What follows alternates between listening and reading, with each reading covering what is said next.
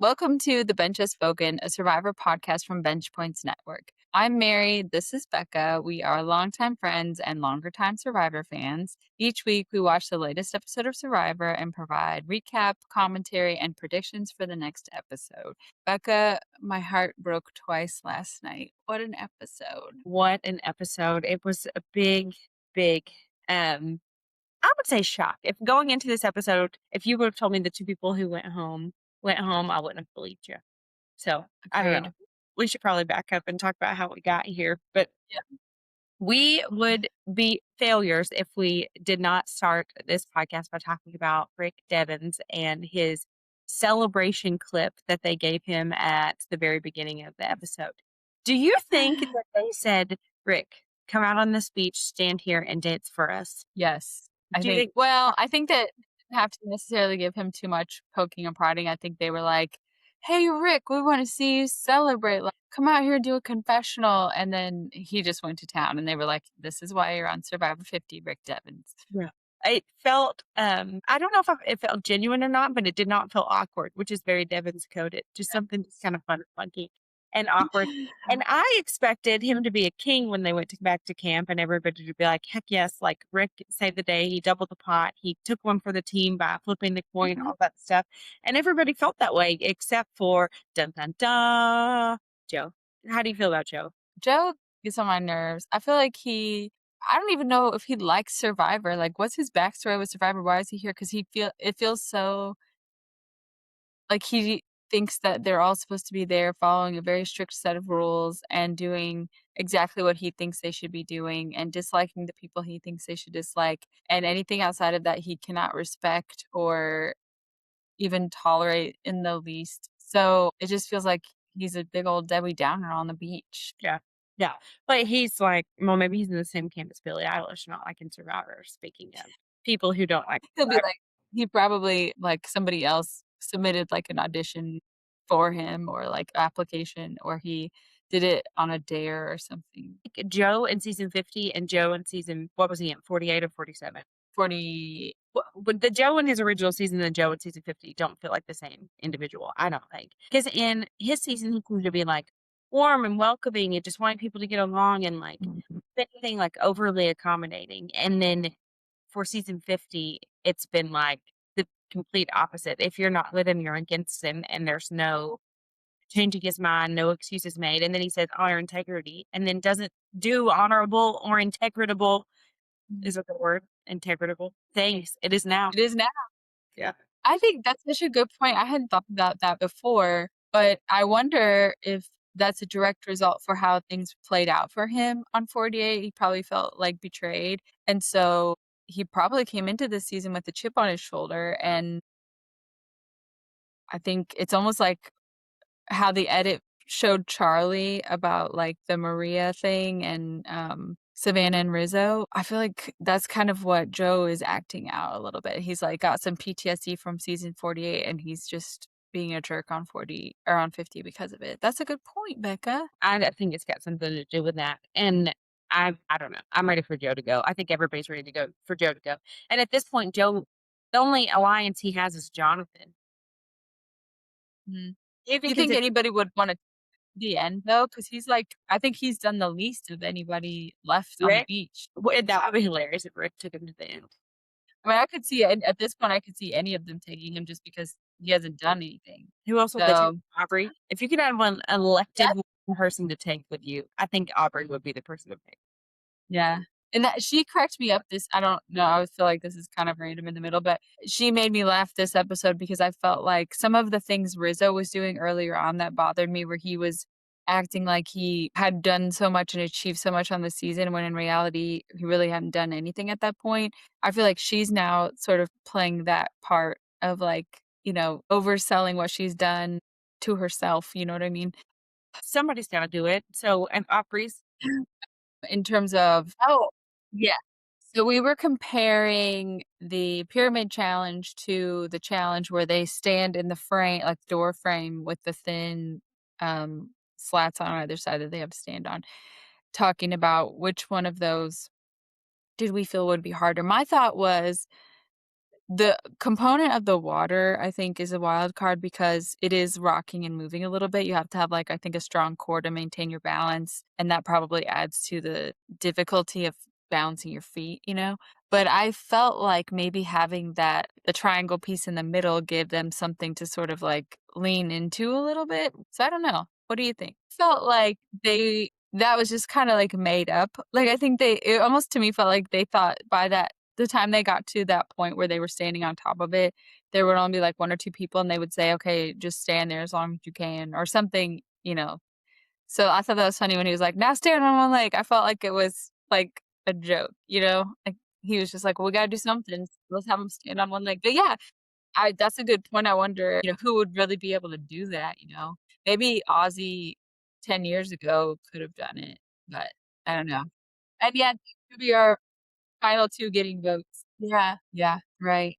And I've kinda said a lot this season that I do love Cirie, but I prefer a player who can be more well-rounded, but I think at this point, just based on everything that's happening, I wouldn't like, if she won, I'd feel satisfied, because she's definitely playing the best game, and this is, like, the season that will convince me that I don't need to have, like, the challenge and the strategy social game stuff, so interesting. Yeah. Yeah, that kinda made it I mean, I think last season is so weird because we knew who was gonna win the whole time, but even if we didn't know that she was gonna win, it would be boring to see the same person winning every single time and at that point in the game, there was, like, nobody left who had well, that's it. Steven was decent, but, like, most of the people left couldn't do physical challenge. So it was like, "Okay, here's the income." But it's almost I'm getting ahead of myself, but I'll be very interested to see how the rest of the season plays out because, I'm assuming that from this point on, we can stick to the traditional, actual individual immunity with everybody in the same tribal council, none of this, like, split stuff or whatever. So if like, this is in my brain we're to the point where if the biggest threats aren't winning individual immunity, they should be getting booted because people have to be dialing in and realizing, like, we got to get these people out who are going to get votes in the end. So if Seree and Rizzo can make it to the end without winning an individual immunity on Survivor 50, I will 100% be like, respect, respect. I think I don't know. Now that you say that, I could see her going both ways because she is just, like, passionate, but I think I would be like, "Okay, there's so many people here watching, this is such a big show, there's so many cameras, like, the odds of them lying to me or getting it wrong are pretty slim." Like, maybe I don't know. And I feel like when we got to I guess for $2,000,000, that would make sense. I wouldn't have felt like a negative thought toward her if she was like, "Can I just see the footage?" You know? I was glad that we got to see it because it made me feel better, like, "Yes, this is true." Because I was thinking, "Oh gosh, it's gonna be like the tiniest little bobble of one of them before the other or something, and it'll be, like, forever, something that's controversial." But I guess it probably didn't really matter too much in the end. Yeah, agreed. Yeah, yeah. I completely agree, and I always am gonna say this because I absolutely hate it. The most egregious thing that they do on Survivor in general, in my opinion, is split tribes randomly at some stage of the game because it inevitably creates a situation where there's, like, one outsider, like, every single time, and it's like that person really has no hope. Like, I'm sure that the edit made what happened to Tribal that we'll get to or whatever seem like more of a likelihood than it actually was. But, like, as soon as they split those tribes into 2, it's like, "Okay, well, Emily's going home because she's the outsider in that group." I mean, the other tribe was a little bit more chaotic, not as straightforward, but that's the first component that I hate about what happened last night. And then the second piece is, to your point, like, you're taking someone who I mean, there could have been a different outcome if it was, like, Emily who won and she got to go back and forth, but especially when you have someone who's, like you have 2 an alliance represented on both of those tribes, and then you have someone who's, like, kind of working with that alliance, then you're just, like, guaranteeing that that alliance is gonna get what they want times 2, you know what I mean? It's just crazy to me. Well, you called a good comment last night while we were watching, you were like, he literally walked up and said, "I'm going to Ceree's beach first." Obviously, like, that should be his first hint that he needs to get her out of there. She's so powerful, doing so much that this was his time, like, he could have rallied Emily and Devens for sure, and those 3 could have gotten him out, and This feels like the tribal, not to always go back to 49, but recency, where they had a chance to get Savannah out, and I think it was Sophie S. did not vote that way, and Sage was mad and was like, "You just wrote her $1,000,000 check." Like, this tribal council and this situation that we had yesterday is me my that same version of that to me, like, Jonathan just wrote Cerie's $1,000,000 check by not attempting to get her out. So, I don't know. Yeah, me too. I love it when people come back on Survivor and they've learned something from what happened before, and then they choose to, like, play a different way and not make those same mistakes. So I loved that she was like, "This is where I failed before. I'm not doing that again." And I love it when people go out fighting, and I feel like she went out fighting, and I really like Emily. I hoped, she was like a top contender for me to win, so I'm bummed that she's gone, but I agree with you, like, it was if she had to go, I'm glad she went out the way she did instead of like, just a Bonu type of situation where we just see her crying on the beach and begging people or whatever, or laying in a hammock all day like Coach did or like, get out there and try to do something, and it was super clever ideas. I think this is a tangent, but it's so interesting. I mean, there are people that I would write off and be like, "There's no story here. There's no, report card or whatever." But there are several people who I think have done noteworthy things and things that could get them votes. And if they were on another season with other players, they would be the shoe-in to win. But because it's Cirie, it's like you don't have a chance. You could bring the moon to the beach and you still wouldn't win against Cirie. Like, Devens brought $1,000,000 to the beach, and I bet he still wouldn't win against Cirie in the finals, so it's just funny. I know, but I like, who do you think about who's on the jury? I guess there are a couple people who would probably vote for him, but, like, people just love her so much, and people like, especially people who are Survivor people, realize her, and I think there'd be so many people on that jury who'd think either she's done so much, she's tried so many times, she's been such a good player consistently over the years. This is her chance, we gotta give it to her. And there might be people who'd be like, "If I don't vote for Cirie, the mob is gonna come after me." You know what I mean? So, like, just don't even get to that point because why risk it? But I wanna talk about the extra vote situation. I thought it was a little wild, and I know you did too. Like, Cirie had the extra vote, and she used it to create a tie, basically, between Emily and herself, and then people could only vote for one or the other. First of all, just what a miss on Jonathan's part to not take that opportunity to take her out. Like, you do that in front of the jury, golden, But why did she get to use it twice? That felt weird. Maybe I don't know, but yeah, it feels like another too powerful of a thing, It's just bizarre. And, am I crazy, or have there been times where people who were the vote didn't get to vote? So it was only other people voting. I'm gonna look into well, yeah, except for when she has an extra vote. Maybe that's why they let them both vote because they were gonna let her. Yeah, because I feel like in the past they haven't let both people like, they just don't have them go up there because their votes would cancel each other out. Shady, sketchy. Just another reason I think this season was a little bit rigged to make sure that Seree wins, which so be it. But, oh well. You know what? I have 2 thoughts about well, okay, I love Emily, so obviously I'm a little bit, like, skewed or biased, but number 1, I feel bad for her because I feel like everyone is so hyper-focused, including me, including our social media, hyper-focused on the Ozzy factor of last night that I feel like there's not enough Emily cred, you know? Like, she's kind of it's almost like when Coach got voted out and Chrissy got voted out, like, sorry, nobody really was that into the Chrissy thing. Like, she was gone and I was like, "Okay, bye, Chrissy." But, like, Coach, he's been such a personality, and do we hate him or do we love him? Whatever. So I feel bad. I'm gonna make an Emily appreciation post. But anyway, but the positive, I think, is that especially how she went out, like, her last day on the beach, but the entire season how she played. She's gonna get invited back, and I love that. Like, she made a bigger name for herself, and I think there's a lot of, like, talking crap about new era players, and a lot of that is deserved, but it's fun to see, like, some of the new era players be really strategic and strong and, full of, like, personality and provide Was it Aubrey who said you don't wanna be working with a bunch of nerds or something like that? She like okay, speaking of her, I have one of the quotes from last night was her saying, "There might be, one little ember there that I can light into a fire." What was she taking credit for? What does she think she did? She was on the beach with well, if Tiffany gets the end, I think Tiffany can say it was her idea because she's the one that was talking to Jonathan about how there were 2 people on the other beach who had idols in their pockets, and they needed to get rid of them. And he took that, went over and was working and he already wanted to get Ozzy out. She can't take credit for nothing.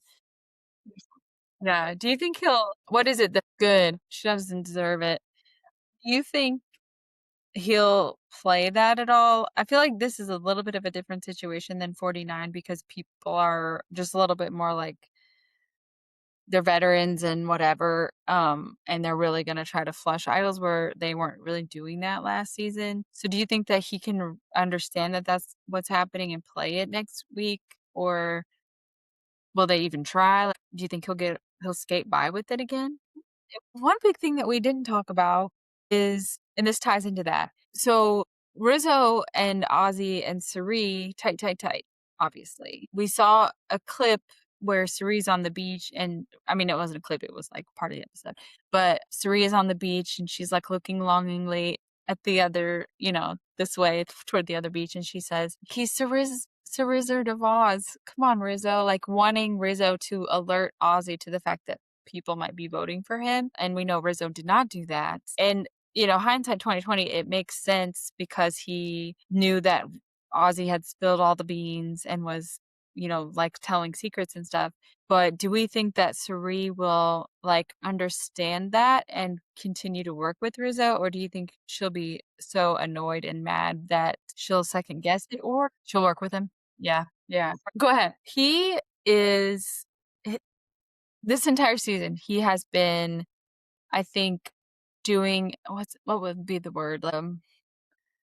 An amateur attempt at strategy. Like, this is the first time we've seen him as what he called himself Oscar, like, this is a new version of Ozzy playing Survivor, and I respect that he's trying to do something different, but it was like any first-timer out there trying to be strategic and social and stuff, if that's not your, like, shtick, you're not gonna be great at it, and it's gonna be a little clunky and bumpy. I mean, we saw him trusting anybody who, said, "I promise I'll be loyal to you." Like, it didn't take anything for him to be like, "Okay, we're working together now. I trust you." And I mean, history shows that that's just how he is. I agree with you though that like it was almost like annoying for him to act that way because he's played this game so many times, first of all. He's been burned so many times that he needs to learn like you can't trust everybody in every situation. And especially if you're on a beach with only one person that you're working with, you need to use your idol, Be just aware of what's going on. And then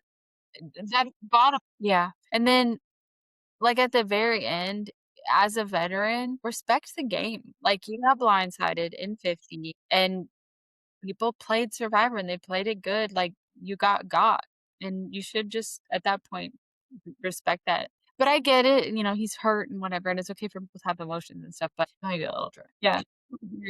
So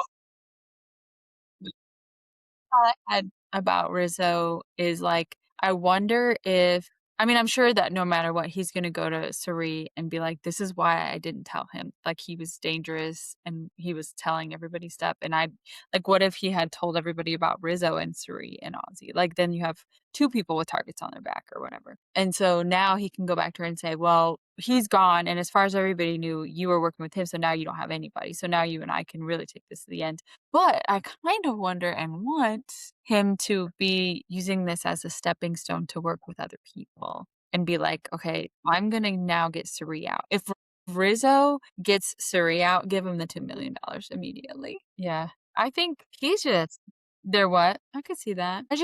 I'd like to think that Tiffany and, like, she is close with Suri, obviously, like, kind of looking up to her, but I'd like to think that she recognizes that threat and is like, I gotta get her out of here," you know what I mean? And at least try, like, make it fun or whatever.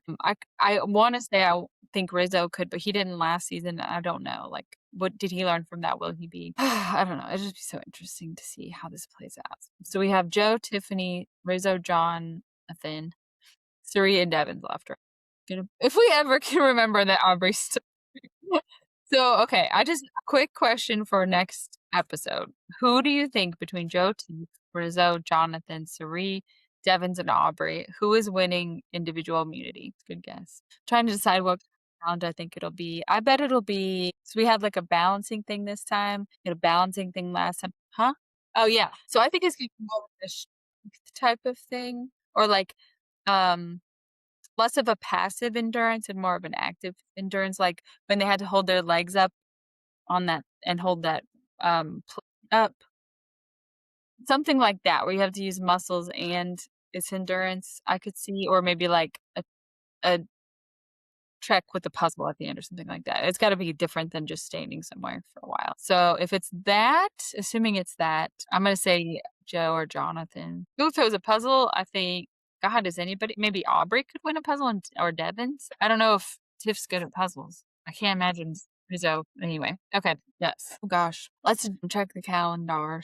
This is May or yesterday was May 6th. So we have 1, 2, 3, 4 episodes left. Is that right? So I think it'll just be singles until the last one, right? Yeah. Yeah, that's a good point. That'll be a positive from this one because both it's not like when Coach and Chrissy went home when you saw 2 people from the same alliance and it's like, "Okay, well, now you're guaranteeing that this other group is gonna win." We have Ozzy gone and Emily gone. So that'll be interesting.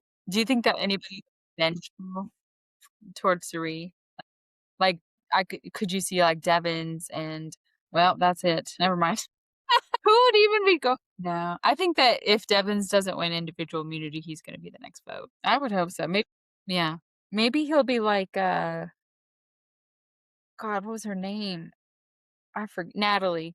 Natalie from was it David versus Goliath?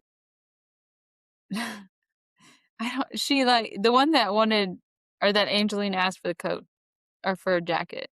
She annoyed everybody to the point where even though it was a tribe of Davids and Goliaths, and the Goliaths outnumbered the Davids, they still voted her out because she annoyed everybody so much. So maybe we could get to that point. I don't know. Angsty. Thank you.